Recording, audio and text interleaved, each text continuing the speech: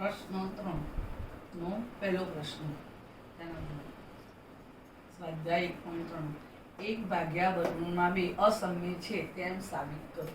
આપણે આની સાબિતી આપીશું. આ વર્ગમૂળમાં 2 અસમ્ય છે એમ માની નહીં લઈએ, આપણે સાબિતી આપીશું. જુઓ, ધારો કે આપણે પ્રશ્નો આગળ ગણ્યા જ છે, બરાબર છે. વર્ગમૂળમાં 2, વર્ગમૂળમાં 5 એ રીતના છે.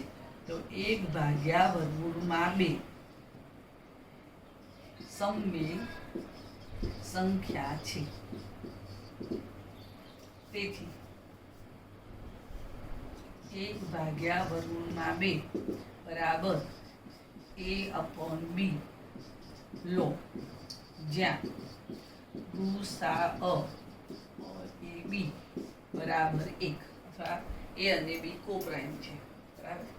હવે ચોકડી ગુણાકાર કરીએ તો b બરાબર વર્ગમૂળમાં 2a, બંને બાજુ વર્ગ લેતા, તેથી b નો વર્ગ બરાબર 2a નો વર્ગ,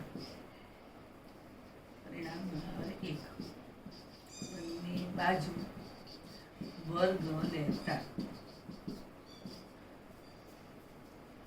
હવે જો b વર્ગ બરાબર 2a નો વર્ગ. આમ b વર્ગના 2 અવયવ પડ્યા, કયા કયા? 2 ગુણ્યા a વર્ગ. માટે કહી શકાય કે 2a b વર્ગનો એક અવયવ છે. તેથી 2a b નો એક અવયવ છે. હવે જો 2a b નો એક અવયવ હોય તો b બરાબર 2c ધારો. આ રીતે આપણે લઈ શકાય, કારણ કે 2a b નો અવયવ છે તો એ કોઈ સંખ્યા આપણને c એવી મળે જ કે જેથી b બરાબર 2c થાય. ને પરિણામ 1 માં મૂકો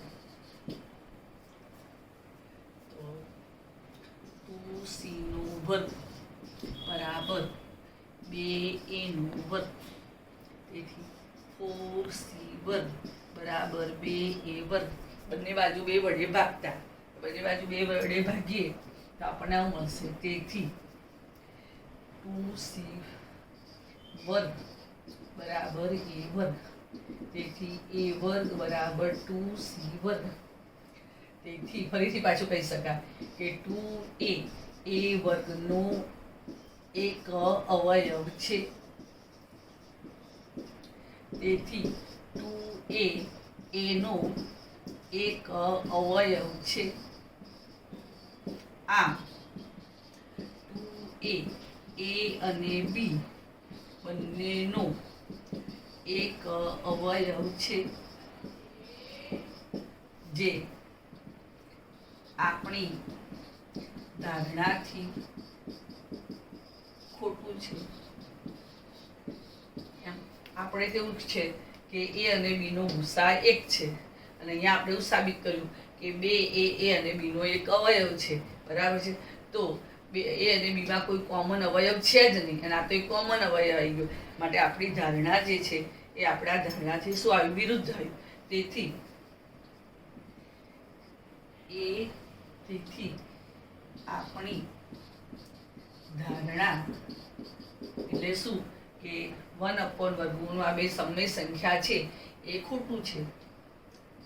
આપણી ધારણા ખોટી છે. તેથી કહી શકાય કે 1/√2 અસમય સંખ્યા છે. જો ફરીથી સમજાવું છું, બરાબર સમજો. આપણે સાબિત કરવાનું છે 1 ભાગ્યા વર્ગમૂળમાં 2 અસમય છે. હવે આપણે આવું ધારીએ છીએ કે ધારો કે 1 ભાગ્યા વર્ગમૂળમાં 2 સમય સંખ્યા છે. સમય સંખ્યા હોય તો એના રીતે અપૂર્ણાંક સ્વરૂપમાં લખી શકાય. અને a અને b નો ગુસા કેટલો આવે છે? એટલે બંને વચ્ચે કોઈ બીજો સામાન્ય અવયવ છે નહીં. હવે ચોકડી ગુણાકાર કરીએ તો b બરાબર વર્ગમૂળમાં 2a, બંને બાજુ વર્ગ લીધો, બરાબર છે. તો b વર્ગ બરાબર 2 ગુણ્યા a નો વર્ગ, એટલે 2a b વર્ગનો અવયવ છે. આપણે આગળ શીખવાડેલું છે, માટે b a b નો પણ એક અવયવ છે. હવે b એ b નો જો એક અવયવ હોય તો b ને હું બેના કોઈ પણ ગુણકમાં લખી શકું. તો b બરાબર 2c. હવે એને પરિણામ 1 માં મૂકી દીધું. બંને બાજુ આપણે 2 વડે ભાગ્યા એટલે આપણને a વર્ગ બરાબર 2c વર્ગ મળ્યા. પાછું ફરીથી કહી શકાય કે 2 એ વર્ગનો અવયવ છે, માટે 2 એ નો પણ અવયવ છે. આમ આપણે એવું સાબિત કર્યું કે 2 એ અને b બંનેનો એક અવયવ છે. પણ આપણી ધારણા પ્રમાણે તો a અને b નો ગુસા 1 છે, માટે આપણી ધારણા પ્રમાણે આ ખોટું છે. તેથી કહી શકાય કે આપણી ધારણા ખોટી છે, એટલે 1/√2 સમય સંખ્યા નથી, પરંતુ અસમય સંખ્યા છે. હવે આપણે આ એક ઉદાહરણ લીધું છે. √5 - √2 અસમય સંખ્યા છે એમ બતાવો. આપણે અહીં માની લેવાના છીએ, ખાસ ધ્યાન રાખજો કે આપણે એવું માની લઈશું કે √5 અને √2 અસમય છે અને આપણે આ સાબિત કરવાનું છે. તો ધારો કે √5 - √2 સમમેય સંખ્યા છે. તેથી √5 - √2 બરાબર a/b ધારો, જ્યાં ગુસાઅ ab બરાબર 1. હવે ઓછા વર્ગમાં 2 ને પેલી બાજુ લઈજો, તો √5 બરાબર a/b વત્તા √2. હવે √5 બરાબર b, a વત્તા √2b. હવે બંને બાજુ વર્ગ લો. બંને બાજુ શું લઉં છું? વર્ગ.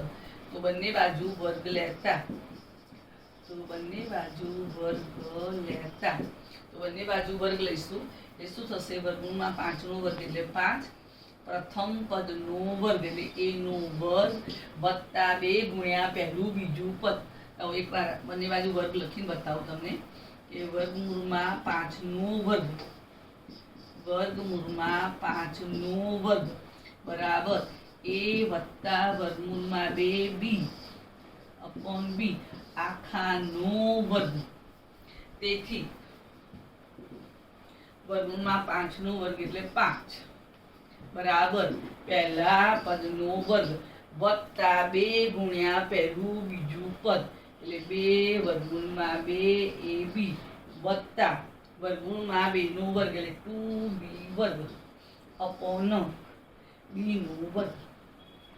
હવે જોજો આને આ સાઈડ લો, તો 5b નો વર્ગ બરાબર a વર્ગ વત્તા 2 √2ab વત્તા 2b નો વર્ગ. હવે 2b નો વર્ગ પણ આ સાઈડ લાવી દો, તો 5b વર્ગ ઓછા 2b વર્ગ બરાબર a વર્ગ વત્તા 2 √2ab. હવે 5b વર્ગમાંથી 2b વર્ગ જાય એટલે 3b નો વર્ગ ઓછા a નો વર્ગ છેદમાં ab. હવે જો ડાબી બાજુ સમમેય સંખ્યા છે અને જમણી બાજુ કેવી છે? અસમમેય સંખ્યા છે, બરાબર. તેથી સમમેય સંખ્યા બરાબર અસમમેય સંખ્યા, જે શક્ય નથી. તેથી આપણી ધારણા ખોટી છે. તેથી વર્ગમૂળમાં ક્યાં ગયું? √5 ઓછા √2 એ સમમેય સંખ્યા અસમમેય સંખ્યા છે.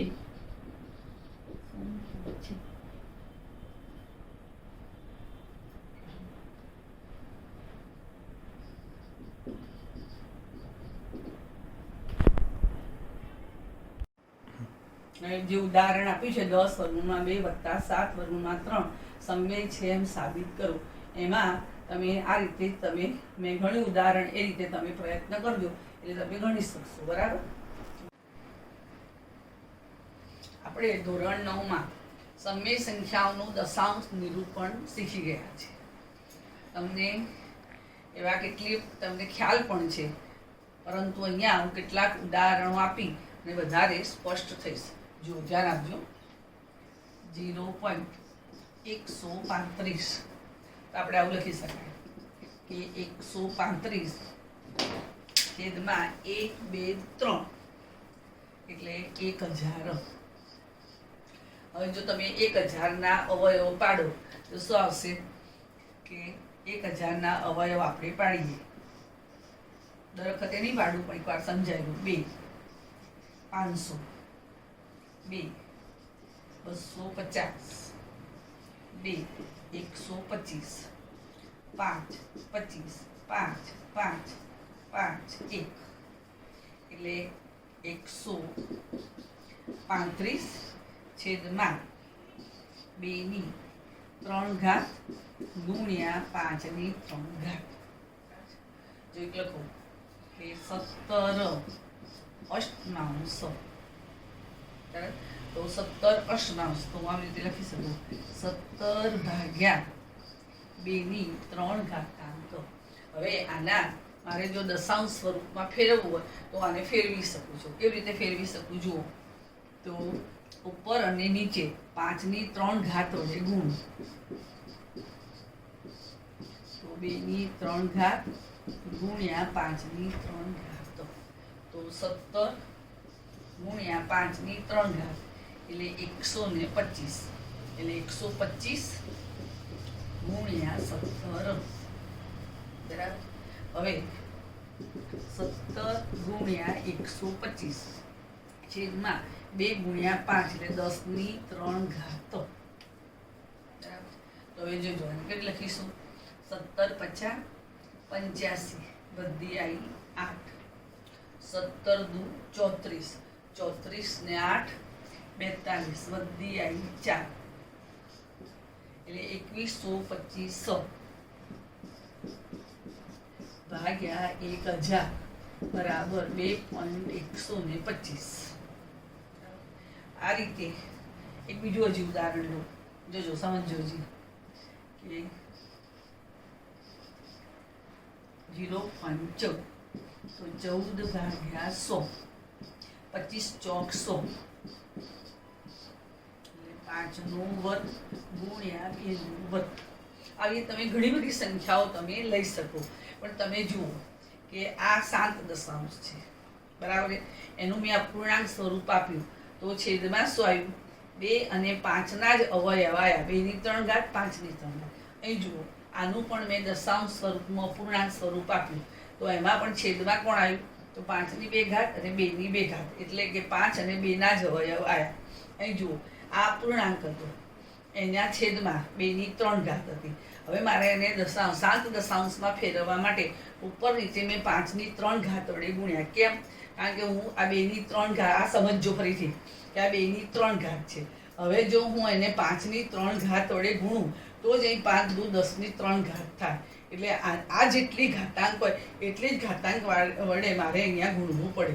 તો અહીંયા આનું મેં અપૂર્ણાંકનું કયા સ્વરૂપમાં રૂપાંતર કર્યું 2.125. પણ જો હવે છેદમાં આવું આપેલું હોત 8 ને બદલે ધારો કે એને આમ આપ્યું હોત 17 ભાગ્યા 6 આપ્યા હોત તો શું થાય જુઓ 17 છેદમાં 2 ગુણ્યા 3. હવે જો છેદમાં 3 હોય તો હું કોઈ પણ પ્રયત્ન કરું તો છેદમાં હું 10 નો સહ એટલે 10 ની કોઈ ઘાતાંક લાવી શકતી નથી. એટલે જેના છેદમાં 2 અને 5 સિવાયના આ વાત બરાબર સમજો. છેદમાં શું આવવું જોઈએ 2 અને 5 સિવાયના કોઈ પણ સંખ્યા હોય 2 અને 5 સિવાય એટલે 3 હોય કે 7 હોય કે એવું જે હોય 11 હોય પણ 2 અને 5 સિવાયનું જો એની સાથે કોઈ છેદમાં અવયવ હોય તો હું એનું શાંત દશાંશમાં નિરૂપણ કરી શકાતું નથી. એ તમારે બરાબર ધ્યાન રાખવું પડે. બરાબર સમજો. આપણે આટલા ઉદાહરણમાંથી આપણે આ સમજ્યા. પછી સમજી લો કે કોઈ પણ 7 દશાંશ આપેલો હોય તો એના અપૂર્ણાંક સ્વરૂપના છેદમાં હંમેશા 2 અને 5ના જ અવયવ આવે. જેના છેદમાં 2 અને 5ના અવયવ હોય તેનું દશાંશ સ્વરૂપ કેવું થાય તો તેનું દશાંશ સ્વરૂપ 7 દશાંશ સ્વરૂપ જ થાય. અને બીજું આપણે શું શીખ્યા કે જો છેદમાં 2 અને 5 સિવાયની કોઈ સંખ્યા આવી જાય 2 2 અને 5 સિવાયનો જો કોઈ પૂર્ણાંક આવી જાય તો એનું 7 દશાંશમાં નિરૂપણ કરી શકાતું નથી.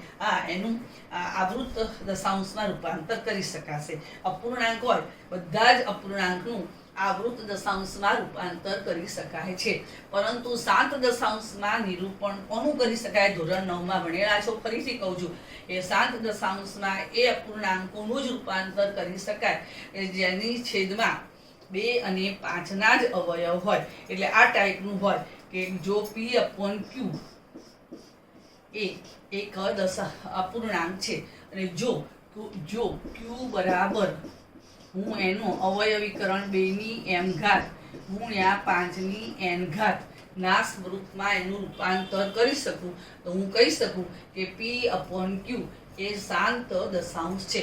મારે ધ્યાન રાખવાનું છે કે m અને n એ અંદરૂણ પૂર્ણાંકો છે. કેવા પૂર્ણાંકો છે? અંદરૂણ, એટલે શૂન્ય હોય તો ચાલે, બાકી ધન પૂર્ણાંકો હોવા જોઈએ. એનથી ઊંધું પણ સાચું. સમજો કે આ પૂર્ણાંક છે, એ અપૂર્ણાંકના છેદ, જે છેદ છે Q એ આ ટાઈપનું છે, જોઈ લો, તો એનું શાંત દશાંશમાં રૂપાંતર કરી શકાય. એનું ઊંધું પણ સાચું કે જો કોઈ પણ અપૂર્ણાંકનો છેદ Q બરાબર 2ની m ઘાત ગુણ્યા 5ની n ઘાતમાં દર્શાવી શકાય તો આપણે કહી શકાય કે આ અપૂર્ણાંક એનું શાંત દશાંશમાં રૂપાંતર કરી શકાશે. હવે આપણે આવા કેટલાક પુસ્તકમાં આપેલા ઉદાહરણોનો અભ્યાસ કરીશું. હવે મેં તમને જે હાલ પુનરાવર્તિત દશાંશ વિશે વાત કરી, એના છેદ વિશે શું હોઈ શકે, એના છેદમાં શું હોય તો શું મળે, એ જે વાત કરી, જે ઉદાહરણો તમને બતાવ્યા, એના આધારે પુસ્તકમાં પ્રમેય 1.6 અને પ્રમેય 1.7 આપ્યું છે. એના આધારે ખાલી તમને સમજ આપી દઉં. જો કોઈ એક સંખ્યા x બરાબર આવી રીતે P/Q સ્વરૂપમાં હોય અને Qનું અવિભાજ્યોમાં અવયવીકરણ કરીએ તો 2ની m ઘાત અને 5ની n ઘાત, એટલે અવયવો 2 અને 5 સ્વરૂપે હોય અને m અને n કેવા હોય? અંદરૂણ પૂર્ણાંકો હોય. તો આપણે કહી શકીએ કે આ x એટલે P/Q નું દશાંશ સ્વરૂપ કેવું હોય? શાંત હોય. હવે કોઈ કહે કે m એ 0 હોય અને n એ 0 હોય તો 2ની 0 ઘાત એટલે 5ની 0 ઘાત એટલે તો Q બરાબર 1 થઈ જાય. અને જો Q બરાબર 1 હોય તો સ્વરૂપ તો શાંત જ કહેવાય, પણ એના છેદ એ કેવો હોય? આખો જે P/Q એ પૂર્ણાંક સંખ્યા હોય, બરાબર છે, પણ કહેવાય તો શાંત દશાંશ. ધારો કે આપણે હોય 23 તો 23.0 તેના છેદમાં 23/1 લખી શકાય, બરાબર છે, તો એ શાંત દશાંશ જ છે. એ રીતે હવે પ્રમેય 1.7, તો જો આ x P/Qમાં Qનું અવિભાજ્યમાં અવયવીકરણ અંદરૂણ પૂર્ણાંકો n અને m માટે આ સ્વરૂપે જો ન હોય, પેલું હોય અને ન હોય, આ સ્વરૂપમાં ના હોય, એટલે કે 2ની m ઘાત અને 5ની n ઘાત સિવાયનો કોઈ અવયવ આવતો હોય, તો આ ટાઈપનું ના હોય, તો આપણે એમ કહી શકીએ કે આ P/Q નું દશાંશ નિરૂપણ કેવું હશે? અનંત અને આવૃત હશે. તમે ભણેલા છો કે જો છેદમાં 10નો સહગુણક ના આવે, એટલે કે 2 અને 5ના અવયવ ના આવે, તો એ દશાંશ સ્વરૂપ તો મળે જ છે, પણ કેવું મળશે? અનંત અને આવૃત મળશે, બરાબર. હવે આપણે કેટલાક ઉદાહરણોનો અભ્યાસ કરીએ. આ બધા પ્રશ્નો એક ગુણના જ છે. જોજો કે 27/250 નું દશાંશ સ્વરૂપ શાંત છે. તો હવે આપણે પહેલા 250 નું શું કરવું પડે? અવયવીકરણ. હવે 250 નું જો અવયવીકરણ કરીએ તો 250 એટલે 125 ગુણ્યા 2, 125 ગુણ્યા 2 એટલે 125. આપણે આ રીતે લખાય 27. તો 250 ના હું અવયવ પાડું તો 2 ગુણ્યા 125 અને 125 એટલે 5ની 3 ઘાતાંકો, બરાબર. હવે જોઈ લો કે આના છેદમાં શું આવ્યું? ફક્ત 2 અને 5 જ આવ્યા. એટલે આપણે કહી શકીએ કે આ દશાંશ સ્વરૂપ કેવું છે? શાંત છે. હવે દશાંશ સ્વરૂપ શાંત છે અને જો મારે એને દશાંશ સ્વરૂપમાં રૂપાંતર કરવું હોય તો હવે મારે શું કરવું પડે? આ 5ની 3 ઘાત છે, છેદમાં મારે 10 લાવવા હોય તો 2ની પણ 3 ઘાત લાવવી પડે, બરાબર. સમજો, આ સમજવા જેવું છે કે જો મારે એનું દશાંશ સ્વરૂપ ભાગાકાર કરીને, તો 9મા ધોરણમાં ભણેલા જ છો કે તમે 27/250 કરો તો એનું દશાંશ સ્વરૂપ શાંત આવી જવાનું જ છે, તમે ભણેલા જ છો. પણ હવે આપણે આ રીતે લાવવું છે તો એ 5ની 3 ઘાતાંક છે, તો મારે 2ની 3 ઘાતાંક કરવી પડે. અને 2ની 3 ઘાતાંક કરવું હોય તો મારે ઉપર નીચે 2ના વર્ગ વડે ગુણવું પડે. 27 ગુણ્યા 2 નો વર્ગ, નીચે 2 ગુણ્યા 5 ની 3 ઘાત ગુણ્યા 2 નો વર્ગ એ શું થઈ જાય 27 ગુણ્યા 4 અને નીચે 2 ની 3 ઘાતાંક ગુણ્યા 5 ની 3 ઘાતાંક 27 ચોક 108 છેદમાં 10 ની 3 ઘાતાંક તો 3 ઘાતાંક કાપી લે જવાબ આપણે આવે 0.108 આપણે કહી શકીએ કે આનું દશાંશ સ્વરૂપ શાંત છે અને એનું દશાંશ સ્વરૂપ આ મળે છે બરાબર તો 27 ભાગ્યા 250 ભાગાકાર કર્યા સિવાય એનું દશાંશ સ્વરૂપ આ રીતે શોધી શકાય હવે 161 ભાગ્યા 2 ની 2 ઘાત ગુણ્યા 5 ની 2 ઘાત ગુણ્યા 7 ના દશાંશ સ્વરૂપ વિશે તમે શું કહેશો હવે મને છેદમાં 2 ની 2 ઘાત છે 5 ની 2 પણ 7 વિશે મને ખબર નથી 7 તો જોઈને ઘણા વિદ્યાર્થીઓ આવું કહી દે કે છેદમાં 7 છે ચલો 2 અને 5 સિવાયનું છે માટે તરત કહી દે કે અનંત અને આવૃત હશે પણ આપણે જોઈ લેવું પડે એકવાર ચેક કરી લેવું પડે કે 161 અને 7 નું કહીએ છે તો જો 7 દૂ 14 બધી આવી બે 7 તરી 21 એટલે 161 ને 23 સીધા 161 એટલે 2 ની 2 ઘાત ગુણ્યા 5 ની 2 ઘાત ગુણ્યા 7 7 ઉડી ગયા છેદમાં પગડો અને પાછળો જ રહી ગયો એટલે આવું રહી ગયું 23 ગુણ્યા 10 ની 2 ઘાત એટલે 0.30 એટલે આ કેવો દશાંશ આવી ગયો તો શાંત દશાંશ આવી ગયો બરાબર સમજી લેવા જેવું છે બરાબર છે આ ધ્યાન આપજો હવે હું આના વિશે વાત કરું 13.3000 નું દશાંશ સ્વરૂપ વિશે શું કહેશો તો આના જો આપણે અવયવો પાડીએ તો આના અવયવ આવા આવે 13 ગુણ્યા 3 ગુણ્યા 1000 3 ગુણ્યા 1000 એટલે 125 ગુણ્યા 8 125 ગુણ્યા 8 એટલે 1000 એવું વિદ્યાર્થીઓને આવડવું જોઈએ 25 ચોક 100 125 18 100 1000 એટલે શું આવી જોઈ લો 13 છેદમાં 3 ગુણ્યા 5 ની 3 ઘાત 2 ની 3 ઘાતાંક પરંતુ જોઈ લેજો છેદમાં 3 આવી ગયો આપણા નિયમ પ્રમાણે આપણા આ નિયમ પ્રમાણે છેદમાં 2 ની m ઘાત અને 5 ની n ઘાત 2 અને 5 સિવાયનો કોઈ પણ અવયવ આવવો જ ના જોઈએ અને જો આવતો હોય તો ઉપર અંશ સાથે કટ થઈ જતો એટલે ઉડી જતો હોય તો વાંધો નહીં પણ ના ઉડી જો આમાં ઉડી જાય છે અહીંયા તો આનું દશાંશ સ્વરૂપ શાંત થઈ ગયું પણ અહીંયા 3 13 સાથે ઉડી જતો નથી એટલે આપણે કહી શકીએ એનું દશાંશ સ્વરૂપ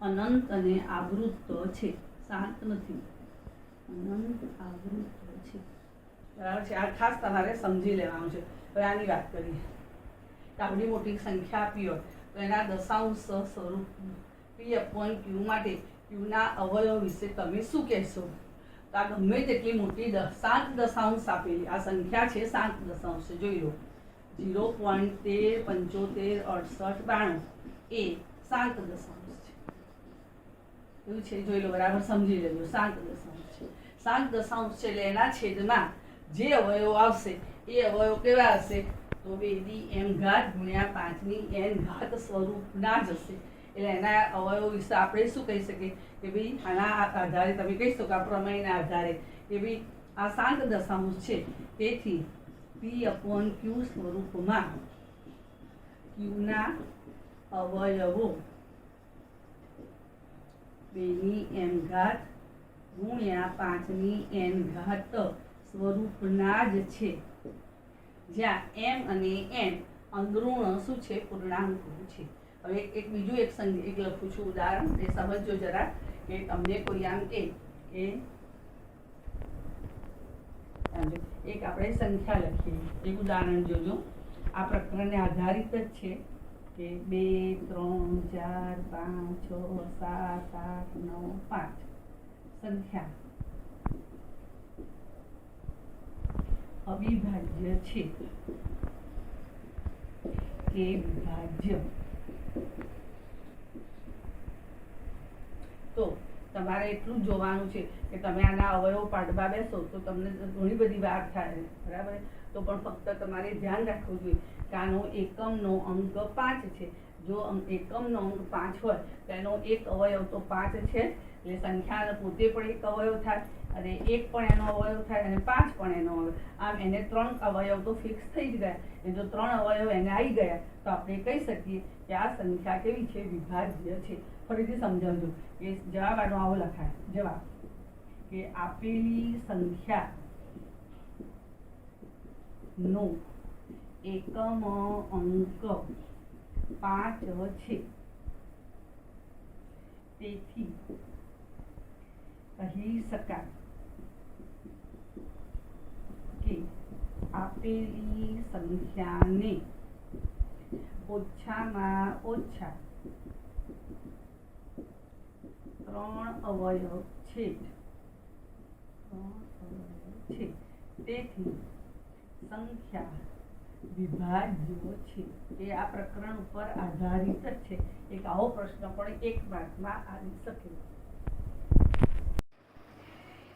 સ્વાધ્યાય 1.4 પ્રશ્ન 1 અને 2 સંખ્યાઓનું નિરૂપણ શાંત છે કે અનંત અને આવૃત છે એ આપણો પ્રશ્ન 1 છે. પ્રશ્ન 2 આવો છે કે જો શાંત હોય તો દશાંશ નિરૂપણ દર્શાવો. એમના કેટલાક ઉદાહરણ આપણે લઈએ છીએ. તો જો 64/455. તો હવે આપણે શું કરવું પડે? એના છેદની અવયવીકરણ કરવું પડે. જો છેદનું અવયવીકરણ કરવું તો પાછળ 5 ને 5 10 ને 4 14 એટલે 3 વડે નહીં ભાગે એટલે 5 વડે. તો 5 9 45, 5 એકા 5, 13 સીતું 91. એટલે આના અવયવ આવ્યા 64/5 × 7 × 13. આમ છેદમાં 2 અને 5 સિવાયના અવયવ 7 અને 13 પણ છે. એટલે આપણે કહી શકીએ કે આ સંખ્યાનું નિરૂપણ શાંત દશાંશ નથી. તેથી સંખ્યા નિરૂપણ શાંત દશાંશ નથી. સંખ્યાનું દશાંશ નિરૂપણ કેવું કે દશાંશ નિરૂપણ શાંત દશાંશ નથી. જોવાનું આવે 15/1600. તો 1600 ના તમારે પહેલા શું કરવા પડે? અવયવ. તો 2 800, 2 400, 2 200, 2 100, 2 50, 2 25, 5 અને 5. આમ 1600 ના શું અવયવ પડ્યા? તો જુઓ 15 છેદમાં 1 2 3 4 5 6 એટલે 2 ની 6 ઘાત ગુણ્યા 5 ની 2 ઘાત. આમ છેદમાં શું આવ્યું? તો છેદમાં ફક્ત 2 અને 5 જ અવિભાજ્ય અવયવો આવ્યા. તેથી કહી શકાય કે તેથી 15/1600નું દશાંશ નિરૂપણ શાંત દશાંશ છે. આ પહેલો જ. હવે જો તમારે એને 7 દશાંશમાં રૂપાંતર કરવું હોય તો અહીંયા 2 ની કેટલી ઘાત છે? 6. તો અહીંયા પણ 5 ની 6 ઘાત લાવવી પડે. એટલે કે તમારે 15 છેદમાં જો 2 ની 6 ઘાત, નીચે 5 ની 2 ઘાત એટલે 5 ની 4 ઘાત. તો ઉપર પણ 5 ની 4 ઘાત હવે ગુણવા પડે. 5 ની 4 ઘાત એટલે કેટલા? 625. હા બરાબર. 5 × 5 એટલે 25, 25 50, 125, 125 × 625. તો 15 × 625 ભાગ્યા 2 ની 6 ઘાત ગુણ્યા 5 ની 6 ઘાત એટલે 625 ગુણ્યા 15. 15 50 75 બધી આવી 7. 15 દુ 30 ને 7 37 બધી આવી 3. 15 6 90 અને 3 93. બરાબર. એટલે 93 75 ભાગ્યા 10 ની 6 ઘાતાંકો એટલે 93 75 1 2 3 4 5 6 અને પોઈન્ટ.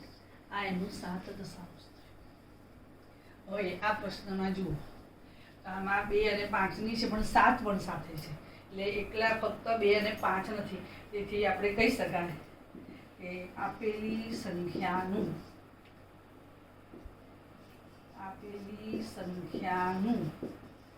દશાંશ સ્વરૂપ શાંત દશાંશ નથી. કારણ કે છેદમાં 7 છે. છેદમાં એક અવયવ 7 છે. હવે જો અહીંયા 3 × 2 5 × 2 બે ઉડી ગયા. બરાબર છે. 5 × 3 સોરી મારી ભૂલ થઈ ગઈ છે ભાઈ.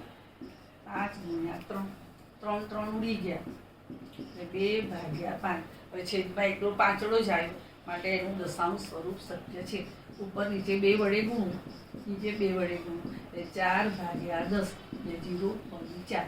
આ સંખ્યા એ 7 દશાંશ છે અને એનું દશાંશ સ્વરૂપ છે 0.4. હવે 77/210 તો 11 × 7 છેદમાં 3 × 7 × 10 એટલે 2 × 5. 7 7 ઉડી જાય એટલે 11 છેદમાં 2 × 3 × 5. 2 અને 5 તો છે પણ સાથે 3 આવી ગયા. 3 આવ્યા એટલે 7 દશાંશ નથી. તેથી આપેલી સંખ્યાના છેદમાં 3 છે. તેથી 77/210 એ 7 દશાંશ નથી.